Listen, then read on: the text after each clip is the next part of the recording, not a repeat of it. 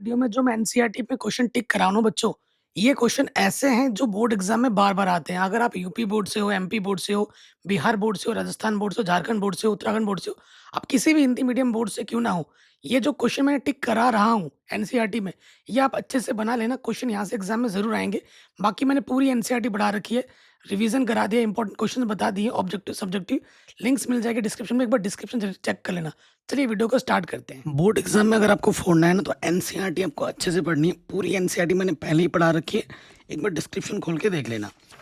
ठीक है, एकदम छाट छाट के क्वेश्चन में टिक कराऊंगा और यहाँ से क्वेश्चन आपके बोर्ड एग्जाम में पक्का आएगा ही आएगा। इनको तो आप अच्छे से कर लेना, सारे प्रश्न मैंने उन्होंने ऑलरेडी पढ़ा रखे, करा रखे हैं।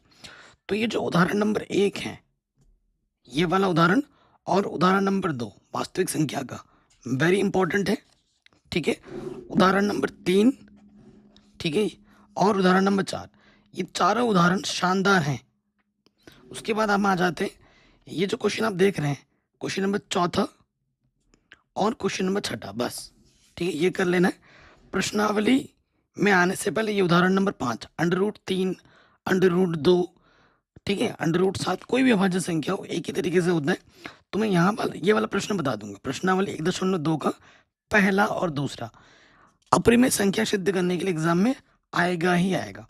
फिर हम आ जाते हैं प्रश्नावली 2.1 तो आपको आता ही होगा, कितने शून्य हैं ये आपको बताना होता है। एक्स अक्ष में जितने कट पॉइंट होते हैं उतने शून्य होते हैं। ठीक है, सो ये जो उदाहरण है नंबर 2 है, ये 4 नंबर में आता है, वेरी वेरी इंपॉर्टेंट है। उदाहरण नंबर 4 और उदाहरण number 5 very very very important है। ठीक है, उसके बाद आ जाते हैं उदाहरण नंबर 4 में, जिसके शून्यकों का योगफल तथा गुणनफल हमें दे रखा है। ये 3 जो उदाहरण मैंने आपको टिक किया है, ये कर लेना अच्छे से। ठीक है, फिर आ जाते हैं प्रश्नावली 3.1 में, जो भी मैं बता रहा हूँ नई एनसीईआरटी बुक के आधार पर बता रहा हूँ। तो यहाँ पे आ जाओ, क्वेश्चन नंबर दूसरा प्रश्न देख रहे हैं, अनुपातों की तुलना वाला। ये जो प्रश्न है ये बहुत इंपॉर्टेंट है, संगत असंगत बताना है, कितने हल हैं ये बताने के लिए आ जाता है। 5वां जो क्वेश्चन है वो 2 नंबर में आता है, वेरी वेरी इंपॉर्टेंट है। ठीक है, प्रतिस्थापन विधि विलोपन विधि से हल करने के लिए एक प्रश्न आएगा, हो सकता है 4 नंबर में है या फिर 6 नंबर में है। ठीक है, प्रतिस्थापन और विलोपन विधि से उदाहरण नंबर 7 अच्छे से कर लेना। ठीक है, फिर आगे बढ़ते हैं अगले प्रश्न में। ये जो प्रश्न है, एक दुकान में 2 पेंसिल, ये भी एग्जाम में आ जाता है।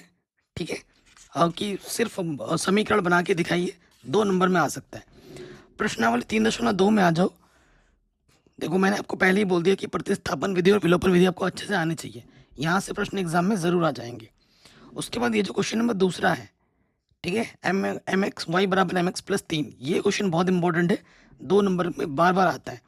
और क्वेश्चन नंबर 3 में यहाँ पर कई सारे पार्ट्स दिख रहे हैं, ये सारे पार्ट्स बोर्ड एग्जाम में पूछे गए, लेकिन जो सबसे 3 इंपॉर्टेंट क्वेश्चन है, क्वेश्चन नंबर पहला, क्वेश्चन नंबर 5वां और क्वेश्चन नंबर 6, ये 3 प्रश्न बार बार आते हैं। दूसरा तो 2 नंबर में आता है, 5वां और 6 6 नंबर में आता है, बड़े बड़े नंबर में। ठीक है, ये बहुत इंपॉर्टेंट है, इनको आप अच्छे से बना लेना। उदाहरण नंबर 8, ये पूछा गया है पिछले साल 6 नंबर में, वेरी इंपॉर्टेंट है। उदाहरण number 10 very very very very very very very important है। उदाहरण नंबर 10 पिछले साल हर सेट में था। ठीक है, और बहुत इंपॉर्टेंट है। उसके बाद आ जाओ यहाँ पर, उदाहरण नंबर जो मैंने टिक किया उसी से मिलता जुलता क्वेश्चन है, क्वेश्चन नंबर 3, ठीक है, और क्वेश्चन नंबर 5वां, 3 और 5वां वेरी वेरी इंपॉर्टेंट है, आएगा ही आएगा। उसके बाद हम आ जाते हैं प्रश्नावली 4.1 में, उतना इंपॉर्टेंट नहीं है। प्रश्नावली 4.2 में आ जाओ, 4.2 का क्वेश्चन नंबर 3, ठीक है, क्वेश्चन नंबर 3 हो गया। क्वेश्चन नंबर 4 तो 4 नंबर में आता है बार बार, 4 और 6। ठीक है, ये जो 3 4 5 6, यहाँ से एक क्वेश्चन तो आपके एग्जाम में पक्का आएगा ही आएगा, 4.2 में से, ये मेरा दावा है। चारों क्वेश्चन आएंगे, लेकिन आपके सेट में कौन सा आएगा ये नहीं जानते, तो चारों में से एक तो फंस ही जाएगा। उदाहरण नंबर 7 वेरी वेरी इंपॉर्टेंट है। ठीक है, बहुत इंपॉर्टेंट है, प्रकृति भी ज्ञात करना है और हल करने के लिए भी बोल सकता है। जैसे उदाहरण नंबर 9, उदाहरण नंबर 7 के साथ उदाहरण नंबर 9, अगर ये वास्तविक है तो उन्हें हल ज्ञात कीजिए। उदाहरण नंबर 9 वेरी वेरी इंपॉर्टेंट है, ये 4 या फिर 6 नंबर में आता है। ठीक, और प्रश्नावली 4.3 का पहला दूसरा क्वेश्चन ये 1 या 2 नंबर में आता है। ठीक है, इनको कर लेना। चैप्टर नंबर 5 में आ जाओ, समांतर श्रेणी में। समांतर श्रेणी में 5.1 की अगर बात करें तो एपी का कौन सा दे रखागा, बोलेगा प्रथम पद कौन है, सार्वंतर कौन है, ये तो आपको आराम से कर ही लोगे। जैसे ऐसे प्रश्न है, ऐसा प्रश्न आ जाता है ऑब्जेक्टिव में, कौन सा पद 10वां पद कौन सा होगा, है ना। उसके बाद यहाँ पे आ जाओ, ये जो उदाहरण है उदाहरण नंबर 7, ये अच्छा प्रश्न है, इनको आप कर लेना।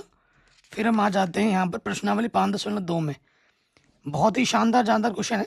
जैसे चौथा प्रश्न इंपॉर्टेंट है, 8वां प्रश्न इंपॉर्टेंट है, ठीक है, 10वां 11, यहाँ पर सारा प्रश्न इंपॉर्टेंट है।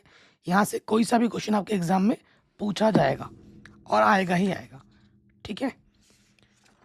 फिर हम आ जाते हैं 5.3 में, 5.3 का क्वेश्चन नंबर 5वां, question number 6 very very important है, 7वां क्वेश्चन इंपॉर्टेंट है, उसके बाद 13वां क्वेश्चन इंपॉर्टेंट है, 17वां क्वेश्चन इंपॉर्टेंट है, और ये 18-19 आलू दौड़, यहाँ से ही प्रश्न आते हैं 6 नंबर में, एनसीईआरटी के बड़े नंबर में आते हैं, ठीक है। छठे चैप्टर में आ जाओ। छठे चैप्टर में आपको बोल देता हूँ कौन सा समरूप है या नहीं है, ये 1 नंबर में आ सकता है प्रश्नावली 6.1 में से। और ये जो प्रमेय है, प्रमेय देख रहे हैं आप, थेल्स प्रमेय को सिद्ध करने के लिए मेरे से लिख लीजिए, 6 नंबर में आएगा ही आएगा प्रूफ करने के लिए, ठीक है, ये आएगा ही आएगा। और 1 नंबर में और एक क्वेश्चन आएगा जो मैं बता देता हूँ कौन सा है, 6.2 में जाने से पहले, वो है उदाहरण नंबर 3। ये बहुत इंपॉर्टेंट है, वेरी वेरी इंपॉर्टेंट है। और 6.2 का पहला क्वेश्चन ये हो गया। तीसरा क्वेश्चन वेरी इंपॉर्टेंट है, तीसरा हो गया। और ये छठा हो गया, पिछले साल तीसरा आया था बड़े नंबर में, ठीक है, ये अच्छे से बना लेना। उसके बाद आ जाते हैं प्रश्न उदाहरण नंबर 4 में, वेरी वेरी इंपॉर्टेंट है, 4 नंबर में आता है, कभी 6 नंबर में आता है। उसके बाद उदाहरण नंबर 6, ये वेरी इंपॉर्टेंट है। उदाहरण नंबर 7, ये वेरी इंपॉर्टेंट है, ये 6 नंबर में पूछा गया है कई बार, ठीक है। और मेरे हिसाब से इस बार उदाहरण नंबर 8 आ सकता है, तो ये बना लेना, ठीक है। प्रश्नावली 6.1 में आ जाओ, यहाँ से समरूप है कि नहीं, 1 नंबर में आता है, ठीक है, 1 नंबर में। क्वेश्चन नंबर दूसरा वेरी इंपॉर्टेंट, तीसरा वेरी इंपॉर्टेंट है, ये 2 नंबर में आता है, ठीक है। उसके बाद क्वेश्चन नंबर 9 वेरी इंपॉर्टेंट है, एंड क्वेश्चन नंबर 4 एक क्वेश्चन जो हर साल आता है वो है 13वां क्वेश्चन, जो हर साल आता है, हर साल लगभग आ रहा है, ठीक है। 14, 15, 16 ये बड़े नंबर में आते हैं, 4 और 6 नंबर में आते हैं। ये 4 question very very very very very important है। फिर ये चैप्टर समाप्त हो जाता है। सभी चैप्टर की मैंने एनसीईआरटी पूरी पढ़ा रखी है, लिंक्स मिल जाएगी डिस्क्रिप्शन पे। सभी चैप्टर की 1 शॉट वीडियोस भी बना दी, इंपॉर्टेंट ऑब्जेक्टिव सब्जेक्टिव के अलग अलग, जाके देख सकते हैं, डिस्क्रिप्शन में लिंक मिलेगा। 2 बिंदुओं के बीच की दूरी एग्जाम में आ जाता है, बिंदु दे रखेगा तो भुज कोटि क्या है, मूल बिंदु क्या होता है, ठीक है। तीसरा क्वेश्चन संरेख वाला, ये बहुत इंपॉर्टेंट है, ठीक है। त्रिभुज है, कौन सा त्रिभुज है, किस प्रकार का चतुर्भुज है, एग्जाम में आता है। समदूरस्थ वाला क्वेश्चन हर साल एग्जाम में आ रहा है, तो 7वां और 8वां क्वेश्चन वेरी वेरी इंपॉर्टेंट है, ठीक है। मतलब समदूरस्थ वाला क्वेश्चन आएगा ही आएगा, 7वां 8वां 10वां क्वेश्चन एक ही जैसे हैं। फिर विभाजन सूत्र वाला प्रश्न जो है, विभाजन सूत्र पे अगर आ जाते हैं, और क्वेश्चन नंबर पहला दूसरा वेरी इंपॉर्टेंट है, पहला वाला 2 नंबर में, दूसरा वाला 2 नंबर में। और ये जो क्वेश्चन चौथा 5वां है वेरी वेरी इंपॉर्टेंट है, ये चौथे और 5वें में से एक क्वेश्चन आएगा ही आएगा 4 नंबर में। और ये 8वां क्वेश्चन भी आया था पिछले साल 6 नंबर में, ठीक है। तो चौथा 5वां 6ठा 7वां 8वां और ये 10वां, ये कुछ ही क्वेश्चन है जो इनमें से आएगा ही आएगा, क्योंकि आपको पता है हर पेपर के कई सारे सेट्स बनते हैं, आपके सेट्स में कौन सा आ जाएगा ये आप नहीं जानते, इसलिए इनको करके ही जाना। आएगा सारा, लेकिन आपके सेट में कौन सा आएगा ये आप नहीं जानते ना, क्योंकि हर हर जिले का अलग अलग सेट होता है।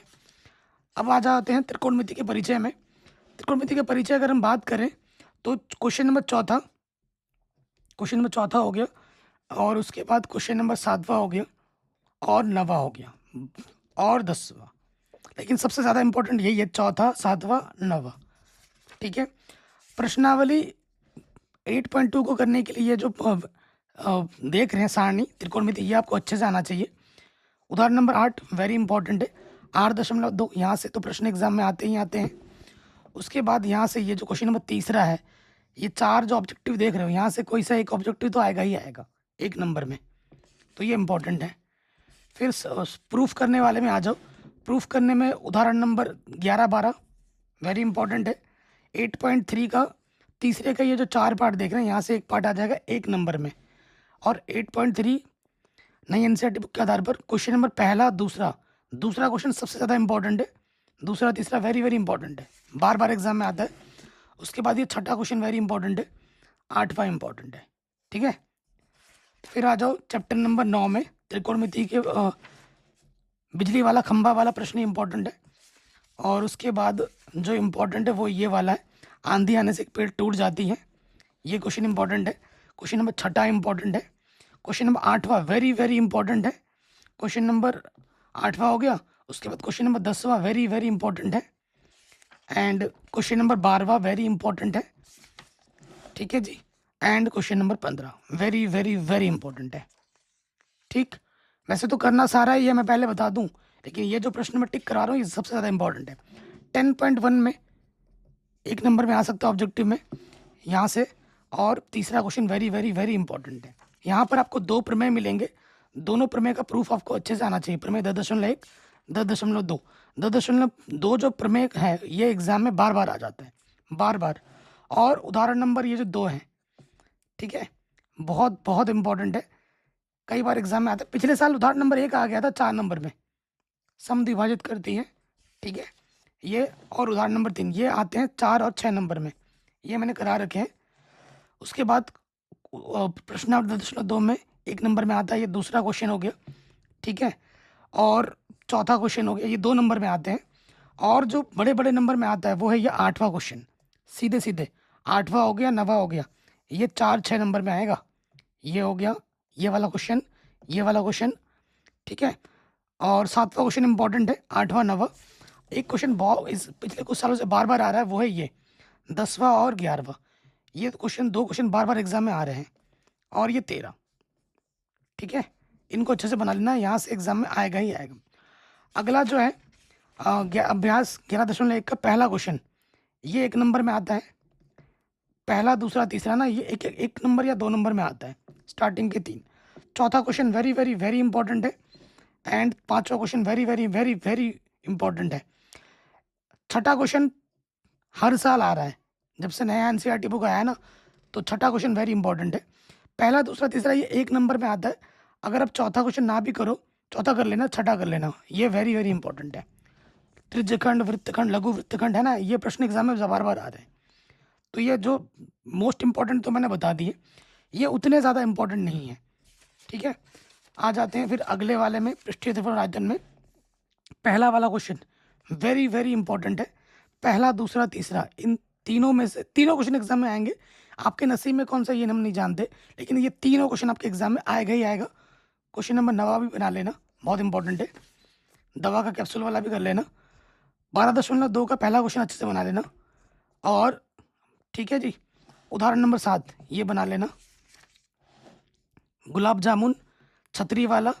और उसके बाद यहाँ से ये वाला क्वेश्चन होगा उल्ट 5वां क्वेश्चन, वेरी वेरी इंपॉर्टेंट है, मोस्ट इंपॉर्टेंट है 5वां क्वेश्चन।